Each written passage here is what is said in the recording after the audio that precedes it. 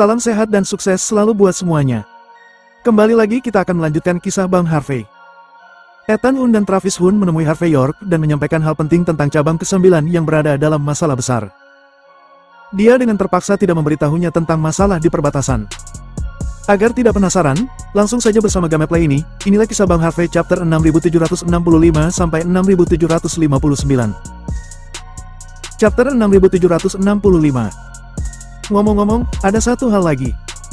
Dan Parker memukul dahinya. Nenekku akan segera merayakan ulang tahunnya yang ke-90.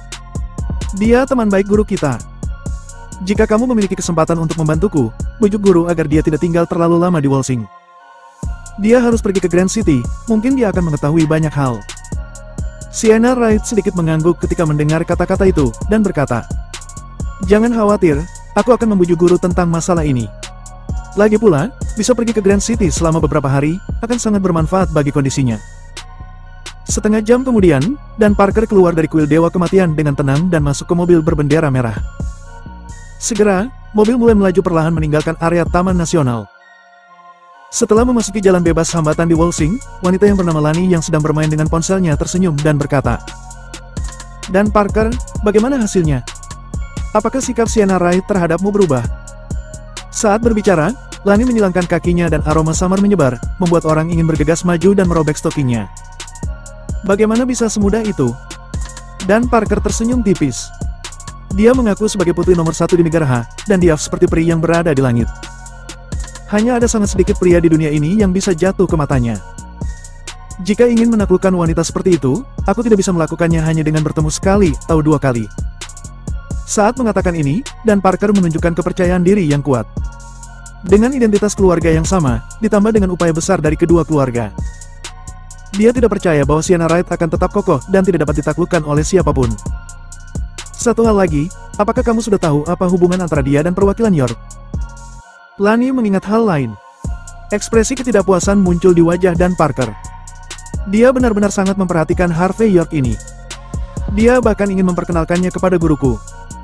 Oh, Lani sedikit mengernyit. Sepertinya tidak peduli dari sudut mana kamu melihatnya. Harvey York ini akan menjadi salah satu kendala kita dalam masalah ini. Sayang sekali dengan perlindungan Sienna Wright, akan sangat merepotkan untuk menghapusnya secara manual. Masalah tetaplah masalah, tetapi ada hal-hal yang harus dilakukan. Dan Parker sedikit menyipitkan matanya, berbalik dan melihat ke kuil Dewa Kematian di kejauhan. Sienna Wright, kamu harus menjadi istriku. Dengan hubungan ini, Parker Villa dapat menggunakan kekuatan keluarga Wright untuk sepenuhnya menginvasi dunia. Dan guruku, yang selalu memandang rendah diriku, harus mengenali kemampuanku. Hanya dengan melakukan 2 hal ini tujuan besar kita dapat tercapai. Kata-kata dan Parker terasa sangat dingin. Singkatnya, apapun yang terjadi, siapapun yang berani berdiri di depan tujuan besar kita harus memusnahkannya sepenuhnya. Ini bukan hanya Harvey York belaka, tetapi juga mencakup seluruh aliansi bela diri negara H. Mereka harus patuh, bukan sebagai penghalang. Lani tersenyum lembut. Dan Parker, kamu harus tahu. Yang paling membuatku optimis adalah kesombonganmu. Tanpa sifat mendominasi seperti ini, bagaimana kamu bisa menonjol di antara pemuda sombong di dunia ini? Ngomong-ngomong, apa yang akan kita lakukan dengan Harvey York ini? Bagaimana cara menghadapinya? Dan Parker berbicara dengan ringan. Aku akan mengambil alih aliansi bela diri negara H dalam beberapa hari. Aku harap sebelum itu, orang-orang yang menggangguku akan menghilang. Chapter 6766. Meskipun sangat penting bagi Dan Parker untuk bertemu Sienna Wright, tetapi dalam seluruh situasi Walsing sudah berubah. Termasuk Harvey York, sementara anak buahnya mengawasi Dan Parker dan rombongannya, mereka tidak memiliki cara untuk memastikan semua rencananya. Lagi pula, orang-orang seperti Dan Parker harus merahasiakan rencana perjalanannya lebih dari apapun. Yang paling penting adalah ada banyak orang yang cakap Dan Parker.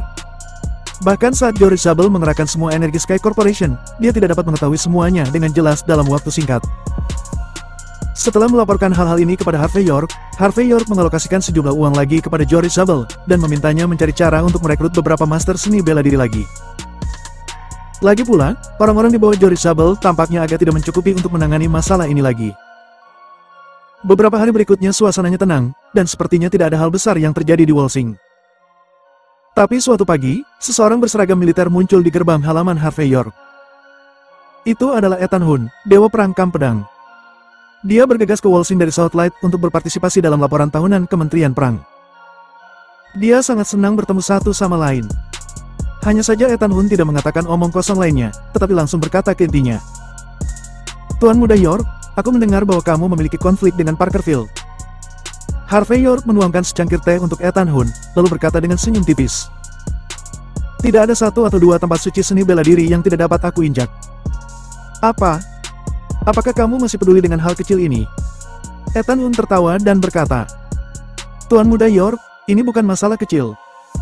Kamu jarang ke Wolsing, jadi kamu tidak tahu bahwa bajing di Parkerville, terutama Dan Parker, sangat sombong ketika mereka belajar di Wolsing. Tuan Muda York, jika kamu membersihkan Clarion Parker, aku akan merasa sangat senang. Harvey York bertanya dengan rasa ingin tahu. Kamu adalah generasi Dewa Perang, mengapa Clarion Parker yang biasa saja bisa memiliki dendam terhadapmu? Ethan Hun mengangkat bahunya dan berkata, Tuan Muda York, sebelum aku bertemu denganmu, aku tidak lebih dari seorang playboy di keluarga Hun. Sebelum bergabung dengan tentara, aku juga belajar di Universitas Wolsing, dan Clarion Parker serta yang lainnya juga teman sekelasku. Apakah ada dendam? Harvey York sangat senang. Apakah generasi Dewa Perang Kampedang masih memiliki sejarah kelam seperti itu? Ini bukan hanya dendam, tapi kerugian besar. Ethan Hun menghela nafas. Ketika aku di sekolah, Clarion Parker itu ingin merawat seorang siswi sekolah yang menerima dana pengentasan kemiskinan. Aku tidak tahan. Aku memberi junior itu sejumlah uang dan mengirimnya untuk belajar di luar negeri. Bajing Clarion Parker itu merasa bahwa aku telah merusak rencananya, jadi dia meminta seseorang untuk membersihkanku. Akibatnya tanganku patah saat itu. Dan dia masih berteriak, lihat aku sekali, pukul aku sekali. Setelah aku kembali ke keluarga Hun, aku ingin membawa seseorang untuk membalas dendam. Tetapi aku tidak menyangka, tidak ada seorang pun di seluruh keluarga Hun yang akan mendukungku. Mereka bahkan hanya membujuk aku untuk melupakannya. Lalu aku memutuskan memasuki Kampedang dengan amarah. Mendengar kata-kata Ethan Hun, Harvey York mengangguk dan berkata, setelah kamu menjadi Dewa Perang, bukankah kamu bisa membalas dendam padanya? Ethan Hun melirik bintang jenderal di bahunya, dan berkata dengan lembut. Tuan Muda York, kamu pernah mengajarkan bahwa pedang Kampedang hanya bisa diarahkan ke musuh, bukan penduduk negara. Harvey York berkata dengan ringan. Aku tidak mengatakan bahwa kita tidak dapat menargetkan momok seperti itu. Ethan Hun tampak khawatir. Aku tahu, tapi aku khawatir jika aku melakukannya sendiri, aku mungkin akan melenyapkannya secara tidak sengaja. Chapter 6767. Kamu akan mendapatkan kesempatan itu. Mungkin saat itu kamu bisa melenyapkannya dan kamu akan baik-baik saja. Harvey York mengulurkan tangan dan menepuk pundak Ethan Hun. Kamu datang ke Wolsing untuk melaporkan pekerjaan tahunanmu kan? Kita selesaikan masalah ini dulu, dan aku akan menemanimu ke keluarga Hun. Ada beberapa hal selalu perlu diselesaikan. Untuk orang kecil seperti Clarion Parker, jangan khawatirkan dia. Ethan Hun terlihat agak aneh, tetapi pada akhirnya dia menarik napas dalam-dalam dan berkata, Oke, aku akan mendengarkanmu Tuan Muda York.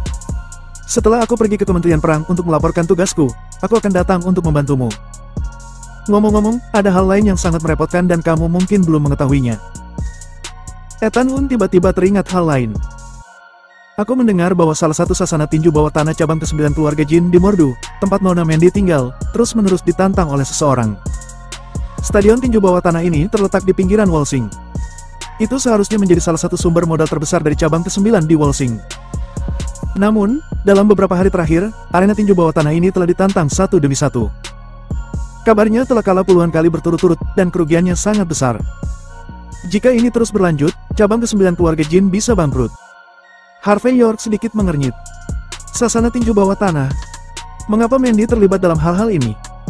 Ethan Hun menggelengkan kepalanya dan berkata, tidak seperti itu. Tempat ini sudah ada sejak aku masih kecil, dan selalu menjadi properti dengan nama cabang ke-9. Awalnya, dalam hukum kerajaan negara H, hal ini secara eksplisit dilarang. Namun, keluarga Jin adalah salah satu dari 10 keluarga teratas, jadi semua pihak menutup mata. Setelah bertahun-tahun, tempat ini telah menjadi grup bawah tanah dengan aturan dan hukumnya sendiri. Itu juga tempat di mana banyak orang kaya di Wolsing menghabiskan waktu mereka. Hanya saja uang yang dihasilkan cabang ke-9 dari sini di masa lalu, sekarang dimuntahkan dalam beberapa hari terakhir. Aku pikir cabang ke-9 kakak ipar mungkin tidak bisa bertahan lama jika terus seperti ini. Setelah selesai berbicara, Ethan Hun mengeluarkan ponselnya dan mengirimkan beberapa informasi tentang arena bawah tanah. Jelas, ini seharusnya menjadi tujuan sebenarnya dari kedatangan Ethan Hun untuk menemui Harvey York hari ini. Setelah melakukan ini, Ethan Hun membungkuk kepada Harvey York dengan hormat sebelum berbalik dan meninggalkan halaman. Dia kemudian memasuki sebuah mobil penjelajah darat berwarna hijau tua tidak jauh dari sana. Setelah mobil dinyalakan, Ethan Hun menarik pandangannya, dan pada saat yang sama ada senjata api di tangannya. Dia menoleh sedikit, seperti memikirkan sesuatu. Pada saat ini, di belakang Ethan Hun, Travis Hun dari Departemen Militer Mordu tiba-tiba mengerutkan bibirnya dan berkata, "Saudaraku, apakah yang terjadi?" Ethan Hun menghela nafas, dan berkata, "Tuan Muda York jarang menikmati kehidupan yang relatif damai seperti ini dalam 3 tahun terakhir. Aku baru saja akan mengatakan kepadanya, tetapi ketika hampir selesai berbicara, aku belum bisa mengatakan apa-apa. Lagi pula, Tuan Muda York telah melakukan banyak hal untuk negara H pada saat itu. Ini masalah di perbatasan kecil, mengapa harus repot-repot dengan orang tua itu? Kita berdua akan bisa menenangkan semuanya." Travis Hun berkata dengan ringan. "Tentu saja kita bisa menenangkan semuanya, tetapi pada akhirnya masih akan ada pertempuran. Dan beberapa saudara kita mungkin akan mati. Tapi jika Tuan Muda York bersama kita, dia tidak perlu melakukan apa-apa, selama benderanya dikibarkan, musuh akan pergi." Ethan Hun berkata, "Tapi Tuan Muda York tidak akan pernah kembali ke kehidupan yang damai ini." Chapter 6768. Travis Hun berkata dengan lembut, "Masuk akal bahwa kamu selalu berada di sisi Tuan Muda York, dan kamu memahami karakternya lebih baik daripada tentara biasa seperti kami. Apakah menurut kamu jika kami tidak melaporkan semuanya satu persatu pada saat kritis ini, kami akan menyembunyikan sesuatu dari Tuan Muda York? Ketika dia tahu di masa depan, bukankah dia akan merasa bersalah? Tuan Muda York selalu mengajari kita bahwa seorang pria ksatria yang hebat harus melayani negara dan rakyat. Pada saat ini, apakah kamu benar-benar tega untuk tidak mengatakan apa-apa kepadanya?" Ethan Hun tersenyum kecut, lalu menggelengkan kepalanya dan berkata, "Ayo kita melangkah dan lihat. Hal-hal di perbatasan belum tentu berkembang sampai benar-benar harus berperang. Biarkan aku memikirkannya dulu." Jalan lingkar ketiga Wolsing, gedung perkantoran grup cabang ke-9. Di kantor CEO, Mandy Zimmer yang baru saja menuangkan secangkir teh untuk Harvey York, terkejut sesaat, dan berkata, "Bagaimana kamu tahu tentang arena tinju bawah tanah? Cabang ke-9 kami memang memiliki industri seperti itu.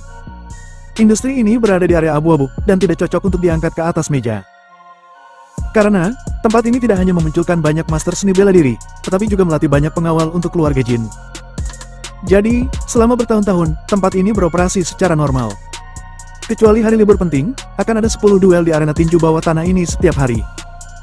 Akan ada pertandingan kejuaraan tinju setiap bulan. Keluarga Jin mampu mendukung para pejuang di dalamnya hanya dengan mengumpulkan tiket." Harvey York sedikit mengernyit. "Menurut apa yang kamu katakan, ini mirip dengan fasilitas hiburan. Tapi bagaimanapun selain membukanya ke dunia luar, itu untuk ditonton orang-orang. Manfaat terbesar arena tinju bawah tanah adalah menarik pelanggan untuk berjudi. Bagaimanapun, ini seperti arena pacuan kuda. Sebelum kedua belah pihak memasuki lapangan, mereka sudah bertarung menang atau kalah." Mandy Zimmer sedikit menunduk dan tidak menjawab pertanyaan secara langsung. Harvey York mengerutkan kening dan berkata, "Mandy, ini masalah besar. Tidak apa-apa jika kamu mengetahuinya. Jika kamu tidak mengetahuinya, sebaiknya kamu harus lebih memperhatikannya. Aku mendapat kabar bahwa kamu telah kalah puluhan kali berturut-turut. Bahkan jika kamu hanya kehilangan 1,4 juta dolar dalam satu pertandingan, setelah puluhan pertandingan, jumlahnya akan sangat mencengangkan. Yang paling penting adalah bahwa hal-hal tidak boleh dibiarkan berkembang dengan cara yang tidak teratur."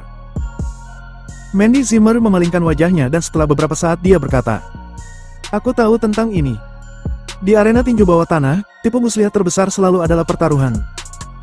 Sampai batas tertentu, cabang ke-9 kami menjadi taruhan terbesar di arena tinju bawah tanah ini. Memang benar kami telah kehilangan banyak uang dalam beberapa hari terakhir, tetapi semuanya masih di bawah kendali kami. Bahkan jika aku benar-benar kehilangan semua uang dari cabang ke-9, aku masih meminta bantuan keluarga Jin di Mordu. Kamu tidak perlu khawatir tentang ini masalah keluarga Jin. Bahkan jika kamu memintaku untuk menutup arena tinju bawah tanah ini, aku tidak bisa melakukannya. Karena aku tidak memiliki kualifikasi untuk itu." Setelah mengucapkan kata-kata ini, Mandy Zimmer memalingkan wajahnya dengan sedikit bingung. Harvey York tidak bisa berhenti berkata, "Bukan itu masalahnya. Jika kamu menghabiskan semua modal cabang ke-9, apakah menurutmu keluarga Jin di Mordu akan benar-benar mengetahui kebenarannya? Tidak. Keluarga sebesar itu sangat kejam dan tidak tahu berterima kasih. Ketika itu bermanfaat bagi mereka, mereka akan datang untuk memotong dagingmu. Tapi ketika kamu benar-benar tidak punya apa-apa, mereka akan meninggalkanmu tanpa ragu. Chapter 6769. Mandy Zimmer ingin mengatakan sesuatu tetapi akhirnya tidak, pada akhirnya hanya terdiam. Harvey York menghela nafas dan berkata, "Jangan bahas tentang apakah kita akan menutup arena tinju bawah tanah. Katakan padaku, apa yang terjadi baru-baru ini? Berapa banyak kerugianmu?" Mandy Zimmer mengambil napas dalam-dalam untuk mendapatkan kembali ketenangannya, dan kemudian dia duduk di hadapan Harvey York. Dia menyesap cangkir kopi di atas meja, dan kemudian menghela nafas. Karena insiden real estate sebelumnya, cabang ke-9 merugi setiap hari. Kami tidak bisa membuka bisnis baru dalam waktu singkat, jadi aku hanya duduk dan makan sepanjang hari. Kemudian, aku menemukan bahwa pendapatan seluruh cabang ke-9 hanya dapat dipertahankan dengan mengandalkan arena tinju bawah tanah. Namun, pendapatan tempat tinju bawah tanah juga menurun dari hari ke hari. Jadi beberapa pemegang saham memberikan gagasan bahwa para pelanggan dapat membawa petarung mereka sendiri ke atas ring.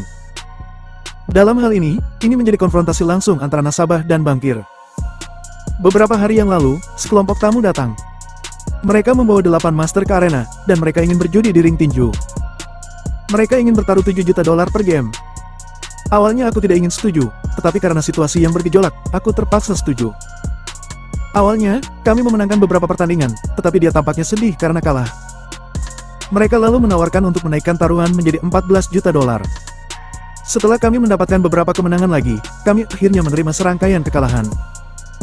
Sekarang, kami tidak hanya memuntahkan semua uang yang telah kami menangkan sebelumnya, tetapi kamu juga telah kehilangan hampir $280 juta. Sekarang, bahkan jika semua unit perumahan dijual dengan harga murah, aku khawatir cabang ke-9 akan tetap menderita bangkrut. Sampai batas tertentu, cabang ke-9 tidak memiliki jalan keluar.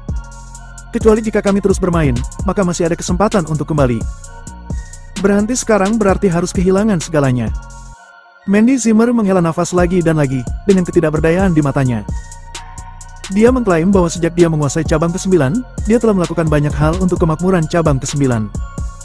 Tapi dia tidak tahu, tidak peduli apa yang dia lakukan, dia akan selalu menghadapi masalah baru. Selain itu, masalah ini sepenuhnya diselesaikan dengan kemampuannya. Dan Mandy Zimmer juga tahu bahwa dia tidak dikendalikan oleh para petinggi keluarga Jin di Mordu. Begitu sesuatu benar-benar terjadi, mereka tidak hanya tidak akan mengambil tindakan, tetapi mereka mungkin akan menggantikannya dengan bersih. Harvey York mengangguk, dan mulai memikirkan bagaimana menyelesaikan masalah ini. "Berapa banyak master di arena bawah tanahmu?" Mandy Zimmer mengangguk, dan berkata, "Meskipun tidak ada master di level Dewa Perang, kami masih memiliki beberapa master yang merupakan Dewa Perang setengah langkah." Mendengar Mandy Zimmer menyebutkan ini, Harvey York tidak tahu harus merasakan apa. Mandy Zimmer bahkan tidak mengetahui kata-kata seperti Raja Senjata dan Dewa Perang saat dia masih berada di Southlight. Ini tidak hanya menunjukkan bahwa Mandy Zimmer telah dewasa, tetapi juga menunjukkan bahwa dia telah mengalami terlalu banyak hal akhir-akhir ini. Harvey York menggelengkan kepalanya sedikit untuk menghilangkan pikirannya yang rumit, lalu berkata, "Dengan kekalahan Master Beladiri itu, tampaknya kekuatan lawanmu sangat luar biasa." Mandy Zimmer ragu sejenak, lalu berkata dengan lembut, "Aku telah meminta seseorang untuk menyelidiki identitas orang-orang ini, tetapi tidak ada informasi tentangnya. Seolah-olah mereka datang dari dunia lain."